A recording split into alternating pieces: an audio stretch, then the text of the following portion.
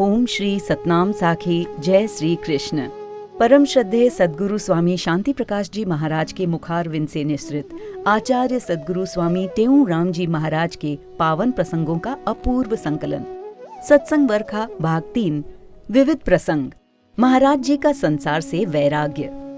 गुरु महाराज जी ने अपने प्रवचन में बताया, स्वामी टेऊराम जी महाराज का दिनों दिन प्रभु से प्रेम बढ़ता गया तो कभी संतों के यहाँ, कभी जंगल में, कभी शहर के बाहर सुनसान में, कभी कहीं तो कभी कहीं। संसार व घर परिवार से विलग रहकर नाम की खुमारी में रहते थे।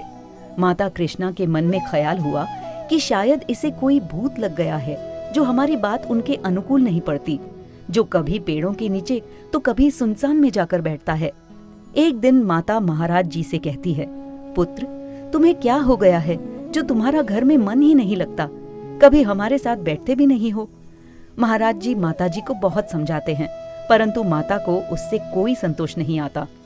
कृष्णा माता कहती हैं, सब लोग मुझे कह रहे हैं कि तुम्हारे लड़के को कोई भूत लग गया है, इसे कोई जादू करके गया है।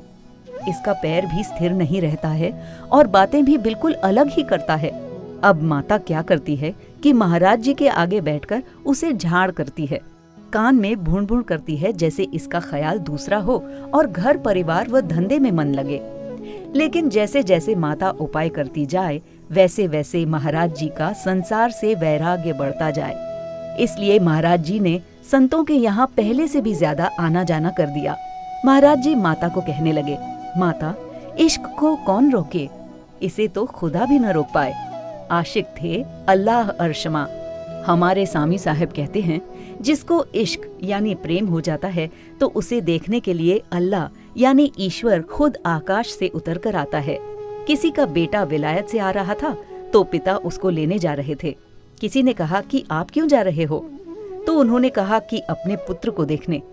अरे, वो घर ही तो आएगा। पिता ने कहा, नहीं, मैं उसे स्टेशन पर ही देखूंगा। देखिए, ये है प्रेम। माता ने सोचा, बालक को कुछ लालच दूं, हो सकता है फिर ये यहाँ से ना जाए। अब माता कहती हैं, पुत्र, अभी फसल उगानी है, बारिश का मौसम आने वाला है, फसल तैयार हो जाए फिर तुम जाना। गुरु महाराज जी ने कहा, माता, ये वर्षा तो फिर भी आएगी, फसल भी हो जाएगी, लेकिन संत अभी आए हैं, ये घड़ी फिर नहीं आएगी। ये घड़ी अमोल है, मुझे इनकी सेवा करनी है। देखो ना, तुम्हारे होते हुए कितने चले गए, बताओ क्या लेकर गए, फिर मुझे क्यों रोकती हो। इस पर माता कहने लगी, पुत्र, ये तू क्या करता है, विचार तो करो, इससे हमारी निंदा होगी। तू क्यों उनका संग करता है, उनको तो काम धंधा ही नहीं है, ऐसे ही बैठे रहते हैं।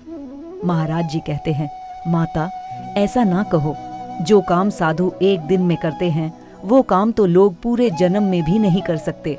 वे भक्ति करते हैं, सेवा करते हैं, नाम जपते हैं, ऐसे साधु फिर नहीं मिलेंगे। ये मुझे अपनी कृपा की नजर करके गए हैं, मुझे रंग में रंग गए हैं, अब इनका ख्याल दिल से जाता ही नहीं।